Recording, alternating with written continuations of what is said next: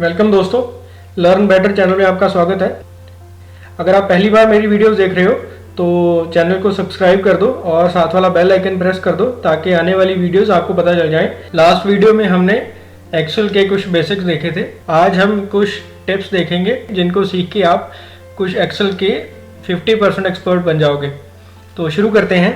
तो सबसे पहला है ऑटोफिल।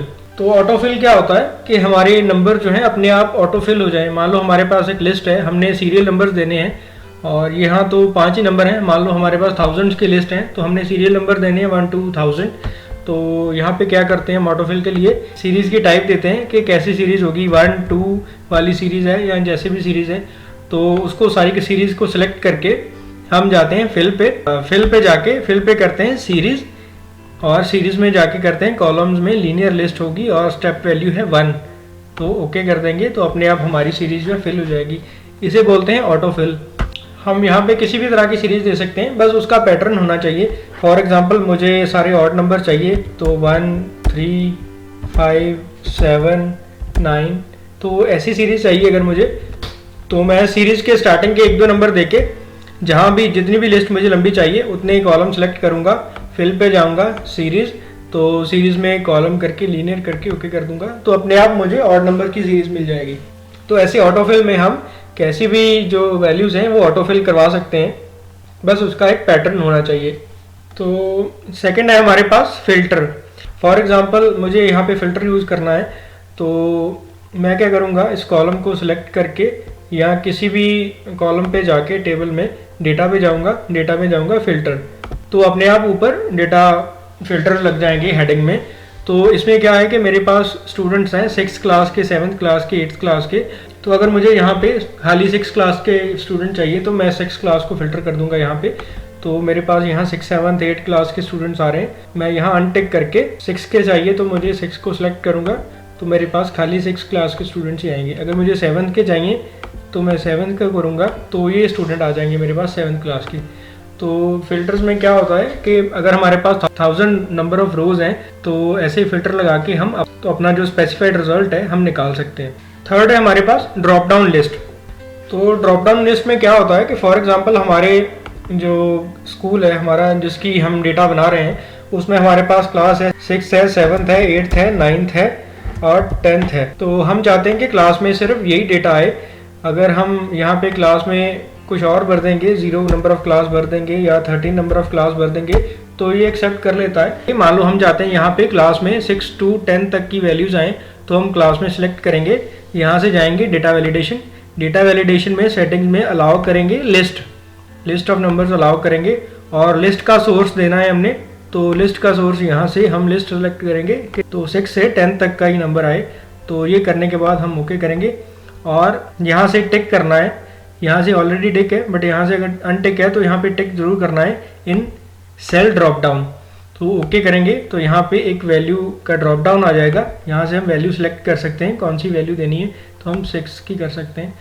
तो ऐसे ही अगर हमने पूरी लिस्ट पे देना है तो जाएंगे डेटा वैलिडेशन लिस्ट और लिस्ट का सोर्स देना है 6 to 10th और यहाँ से ड्रॉप डाउन ओके और यहाँ पे हम करेंगे जो भी क्लास हमने सेलेक्ट करनी है।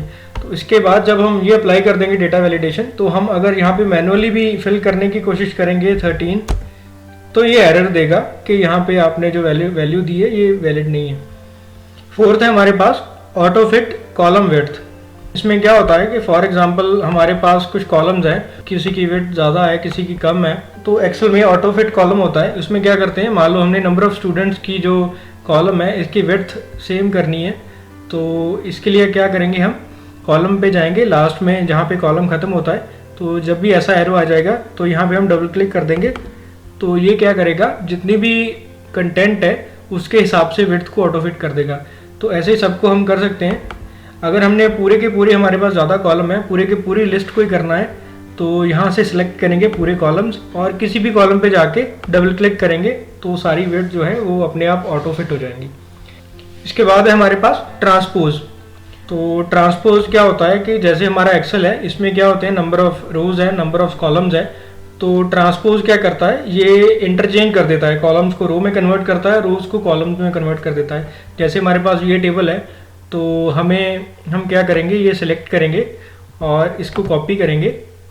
जहाँ पे भी हमने ट्रांसपोज करने हैं वहाँ पे जाके राइट क्लिक करेंगे और पेस्ट स्पेशल में जाके यहाँ पे करेंगे ट्रांसपोज। तो ये ओके करेंगे। तो जो भी नंबर ऑफ कॉलम्स थे वो रोज़ बन गई हैं, जो रोज़ थे वो कॉलम बन गई हैं। ये देखो स्टूडेंट जो है इधर आ गया है, जो क्लासेस हैं वो इस तरफ आ गई हैं और जो मार्क्स हैं वो इस तरफ आ गए। तो इसे बोलते हैं ट्रांसपोज। इसके बाद है हमारे पास रिमूव डुप्लीकेट्स। तो हमारे पास एक लिस्ट है, मान लो लिस्ट में हमारे पास जो राम है, राम का नाम 2 बार आ गया है, वो 6 क्लास का ही है, तो सेम नाम 2 बार आ गया है। और हमारे पास एक है कि राम जो है एक 7th क्लास का भी है और उसके भी कुछ नंबर है। हम चाहते हैं कि यहाँ पे हम देखें कि राम जो है 6 क्लास का अगर 2 बार आया तो एक बार डिलीट हो जाए। तो यहाँ पे हम क्या करेंगे, पूरे टेबल को सिलेक्ट करेंगे और डेटा में से ऑप्शन है रिमूव डुप्लीकेट्स। तो इसमें ऑप्शन बताएगा कि आपने कौन से कॉलम्स हैं जिन पे सर्च करना है। तो हम सर्च करते हैं नाम और क्लास, तो ओके करेंगे। तो इसने एक डुप्लीकेट निकाल दिया है, राम का 6 क्लास का एक डुप्लीकेट इसने निकाल दिया है। मान लो हमने सारे राम जितने डुप्लीकेट है वो निकालने हैं, तो पूरे टेबल को सिलेक्ट करेंगे रिमूव डुप्लीकेट्स। तो यहाँ से सिर्फ नाम के हिसाब से जितने भी डुप्लीकेट हैं वो निकाल देंगे। तो यहाँ इसने 2 निकाल दिए हैं, एक 6 का भी निकाल दिया, एक 7 का भी निकाल दिया है। तो जैसे भी हमने डुप्लीकेट्स निकालने हैं, हमें पता है कि 6 क्लास में 2 राम है, तो हम और भी फैक्टर निकाल सकते हैं, उसका रोल नंबर भी ऐड कर सकते हैं। तो जिस तरह से भी हमें डेटा वैलिडेशन करनी है या डुप्लीकेट्स चेक करने हैं, हम यूनिक आईडी से भी चेक कर सकते हैं। तो ये है रिमूव डुप्लीकेट्स। तो इसके बाद है हमारे पास वी लुकअप। तो वी लुकअप हमने डिटेल में भी देखा था हमारी पहली वीडियो में, जिसमें हमने रेफरेंस शीट में से वैल्यू निकाली थी। तो बेसिकली वी लुकअप होता है जो हम दूसरे डेटा में से हम रेफरेंस निकालते हैं, तो उसके लिए वी लुकअप यूज़ होता है। आप एक तरीका हम और बताते हैं वी लुकअप को चलाने का, वो कैसे होता है। मान लो यहाँ पे हमारे पास एक लिस्ट है, यहाँ पे दूसरी लिस्ट है, हमारे पास 3 नाम लिखे हैं और मैं यहाँ पे इनकी क्लास निकालना चाहता हूँ। मैं क्लास में जाके क्या करूँगा, फॉर्मूला पे जाऊँगा, फॉर्मूला में देखूँगा वी लुकअप कैसे चलता है।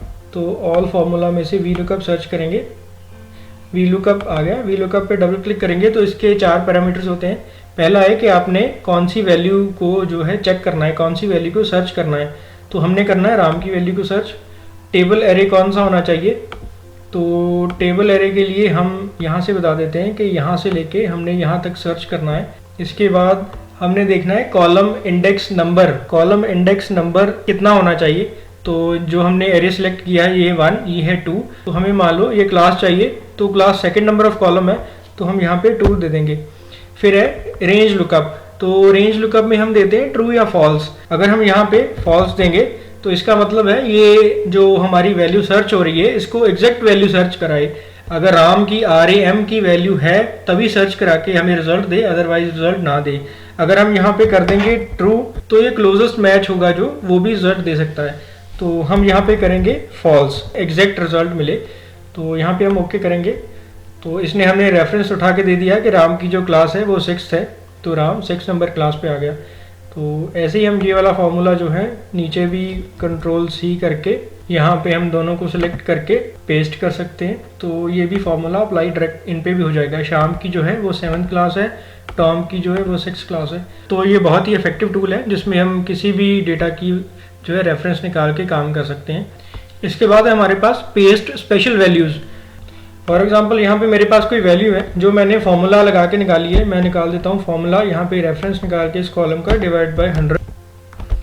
तो ऐसे सारी वैल्यूज जो हैं वो मैंने फॉर्मूला लगा के निकाली हैं। तो मैं चाहता हूँ कि इनको कॉपी करना है एज अ वैल्यू। तो मैं जब भी इनको कॉपी करूँगा Ctrl+C, तो मैं इनको जब भी पेस्ट करूँगा, तो जब भी मैं इनको पेस्ट करूँगा तो ये फॉर्मूला कॉपी करता है। तो फॉर्मूला कॉपी करने से ये वैल्यू है वो कॉपी नहीं होगी। जब भी मुझे इनकी वैल्यूज़ उठानी है, ना कि फॉर्मूला उठाना है, तो मैं इनको सिलेक्ट करूँगा, कॉपी करूँगा। जहाँ पे भी मुझे वैल्यू निकालनी है राइट क्लिक करके मैं पेस्ट स्पेशल करूँगा और यहाँ से वैल्यूज़ निकालूंगा।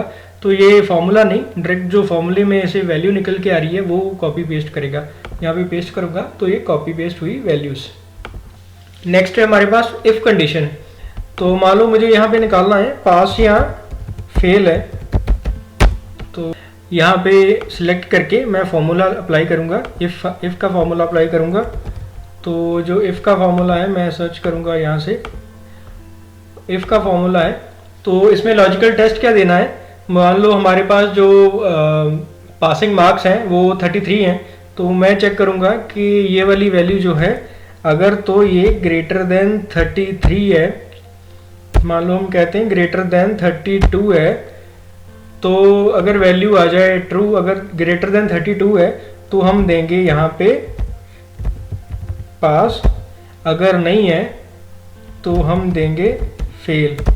तो इसे अप्लाई करेंगे तो ये 34 है वैल्यू, 33 से ज़्यादा है तो यहाँ पे आ गया हमारा पास। ऐसे हम बाकियों पे भी अप्लाई करेंगे। तो बाकियों में ये 23 है, ये 33 से कम है तो ये फेल है, ये 12 है तो फेल है, बाकी जो हैं वो पास हैं।